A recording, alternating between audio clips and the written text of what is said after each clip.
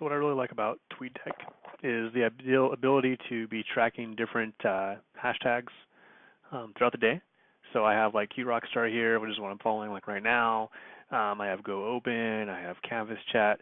Also, one thing is cool, like if you ever do participate in a live Twitter chat, which can be overwhelming a little bit on regular Twitter, this one makes it really easy that I can just go through and I can click on like the question, and then, or rather, I can see all the different replies that people have to it as well.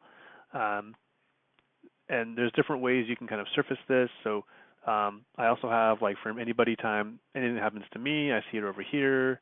Okay, I have all these different panels. I don't use them all the time, obviously, but I do go through, for example, if I want to move this one up, then I would click on this, and I can move it over to be more in my line of sight.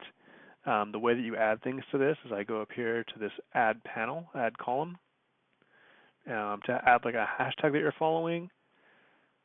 You can do like this, and you would just kind of say, that's not actually a real one, I don't think, but it's okay. So I add that, and now it's there. Or if you want to add one for like just a certain person, or whenever somebody mentions you, then you would just do something like,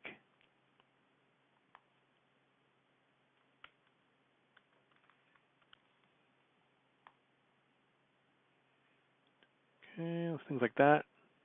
Anytime someone mentioned me is what that one is showing. It's not actually a specific user. And so there's just all these different ways to kind of see different people, and it just makes it a lot more convenient. You can also do things like, again, have different accounts. Looks like for me, when I go to make a tweet, I can tweet either from my personal account or from OpenEdge or from the California Math Councils, all at the same time or whatever. I can add images. Let's say I do a blog post late at night, and I don't want to post it at 11 o'clock at night, and so I can schedule that for later.